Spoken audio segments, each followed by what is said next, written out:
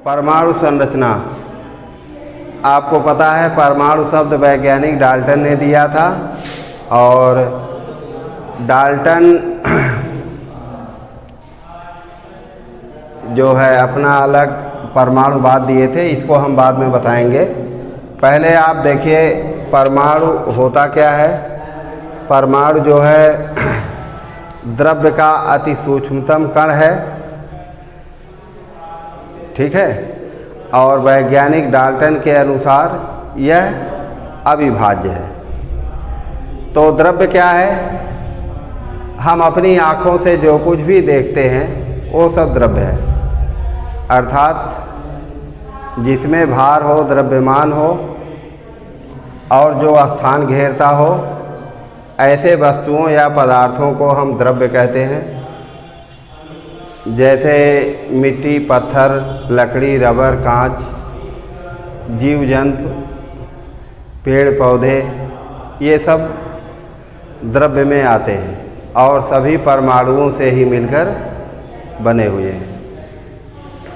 अब डाल्टन के बाद बहुत से वैज्ञानिक आए और उन्होंने परमाणु संरचना को समझाने का प्रयास किया। उसमें विशेष नाम है वैज्ञानिक रदरफोर्ड, विलियम क्रूक्स और जूलियस प्लकर, टॉमसन, बोरबरी, सोमरफील्ड, ये सब एटॉमिक स्ट्रक्चर के प्रमुख वैज्ञानिक हैं और इन्होंने परमाणु संरचना को समझाने में बहुत ही प्रयास किया और अच्छी धारणाएं और सिद्धांत प्रस्तुत किया। अब हम उसी के बारे में आपको बताने जा रहे हैं। तो डाल्टन ने पहले ही बता दिया था कि परमाणु अविभाज्य है, लेकिन ये जूलियस प्लकर और रदरफोर्ड इन्होंने कहा ऐसा नहीं है। परमाणु जो है स्वयं अनेक सूक्ष्म कणों से मिलकर बना होता है, जिसे हम इलेक्ट्रॉन, प्रोटॉन और न्यूट्रॉन कहते हैं। इसमें न्यूट्रॉन और प्रोटॉन को न्यूक्लियन कहा जाता है, क्योंकि ये न्यूक्लियस में पाए जाते हैं, और इलेक्ट्रॉन न्यूक्लियस के चारों ओर जो सर्कुलर ऑर्बिट होती है उसी में उपस्थित होता है। जैसे आपको पता ही है कि परमाणु का आकार गोलाकार होता है, ठीक है। ये आपका धनावेशित नाभिक है एटम का, और इसके चारों तरफ वृत्तीय कक्षाएं होती हैं। इन्हीं कक्षाओं में ये इलेक्ट्रॉन होते हैं जो हमेशा घूमते रहते हैं, और यहाँ न्यूक्लियस में क्या होता है? न्यूट्रॉन और प्रोटॉन, और ये तो आपका इलेक्ट्रॉन है, और इसमें क्या है? Neutron plus proton. और इस संरचना को हम क्या कहते हैं? न्यूक्लियस। न्यूक्लियस।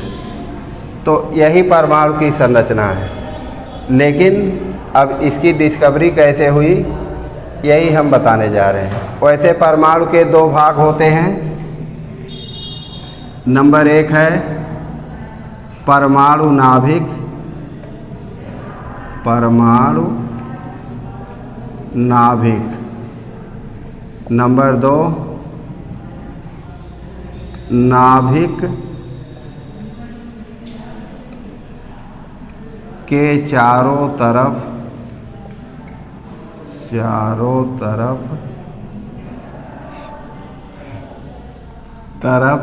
उपस्थित कक्षाएं, ठीक है। ये है, और इन्हीं से आपका परमाणु मिलकर बना होता है। तो ये वृत्तीय कक्षाएं हैं, आप पहले जान लीजिए, इनको हम के एल एम से व्यक्त करते हैं, ठीक है। और अंदर से ही शुरू करते हैं। जैसे जैसे आप न्यूक्लियस से दूर जाएंगे इलेक्ट्रॉन की एनर्जी बढ़ने लगती है। ये सब तो हम आपको बाद में भी और बार बार बताते रहेंगे, ठीक है। अब आप देखिए, ये जो परमाणु के इलेक्ट्रॉन, प्रोटॉन और न्यूट्रॉन हैं, इनकी खोज हम आपको बताने जा रहे हैं। तो सबसे पहले क्या है, कैथोड किरणें। कैथोड किरणें, ठीक है। कैथोड किरणों के द्वारा इलेक्ट्रॉन की खोज हुई। कैसे हुई, इसका आप कॉन्सेप्ट देखिए। पहले देखिए, ये आपकी विद्युत विसर्जन नलिका है, ठीक है। क्या है, विद्युत विसर्जन नलिका।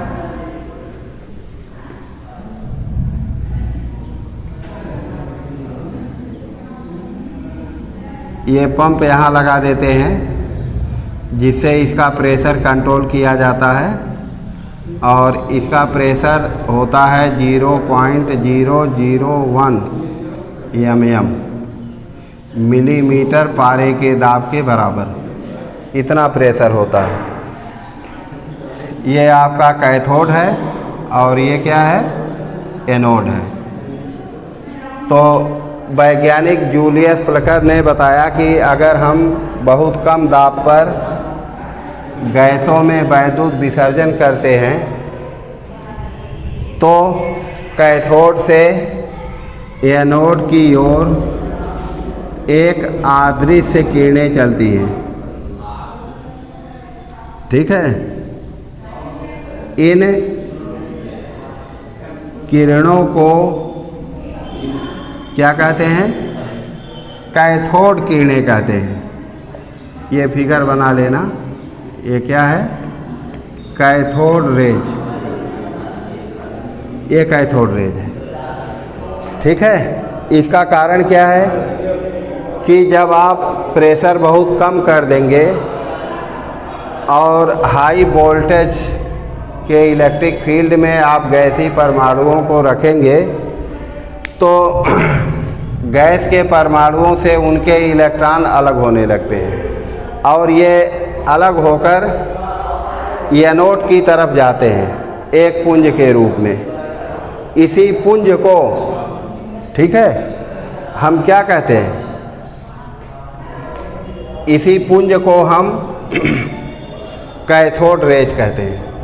और ये कैथोड रेज क्या करती है, कैथोड के सामने वाली दीवार पर हरे रंग की प्रदीप्त उत्पन्न करती है, ठीक है। क्या करती है, हरे रंग का प्रकाश उत्पन्न करती है। और इसके और भी गुण हैं, जैसे नंबर 1, यह प्रकाश के समान क्या करती है, सीधी रेखा में चलती है। नंबर 2, अगर आप इसको वैद्युत क्षेत्र से गुजारते हैं तो ये जो कैथोड रेज है, जैसे यही वैद्युत क्षेत्र है, यहाँ आप निगेटिव प्लेट लगाइए और ये पॉजिटिव, वैसे एक ही रख देंगे तब भी वैद्युत क्षेत्र हो जाएगा, दो कोई ज़रूरी नहीं है।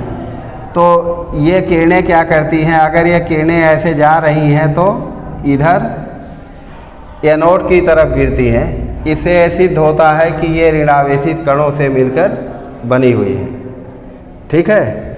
और तीसरा कैरेक्टर इनका ये है, अगर आप इनको मैग्नेटिक फील्ड में रखेंगे यानी चुंबकीय क्षेत्र में, तो क्या होगा, तो यह कोई यूनिक नहीं है कि ये किधर जाएंगी।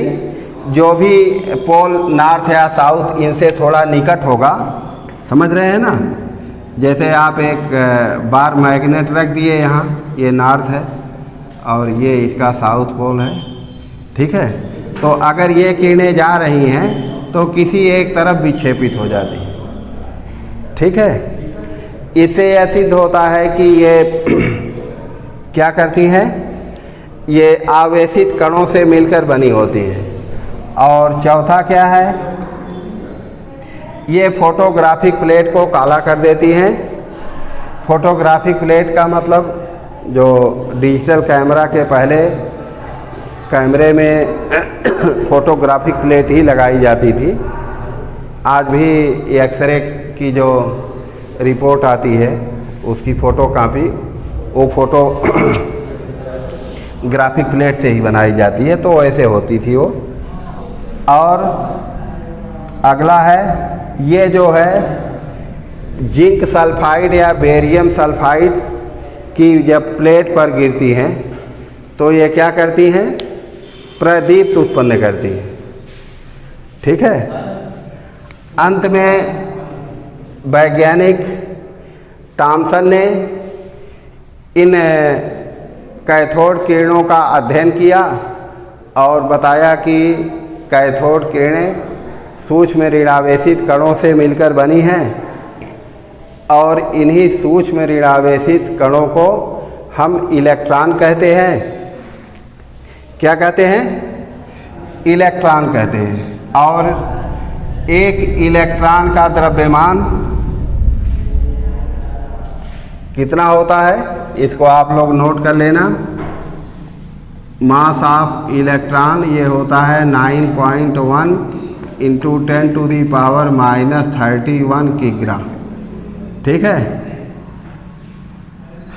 और इस पर चार्ज कितना होता है, -1.6 इंटू 10⁻⁻19 कूलम। और चार्ज का नेचर निगेटिव होता है और उसकी क्वांटिटी 1.6 इंटू 10⁻⁻19 कूलम होता है। बस इतना आप लोग तैयार करिएगा। अब इसके आगे का मैटर हम अगले वीडियो में भेजेंगे।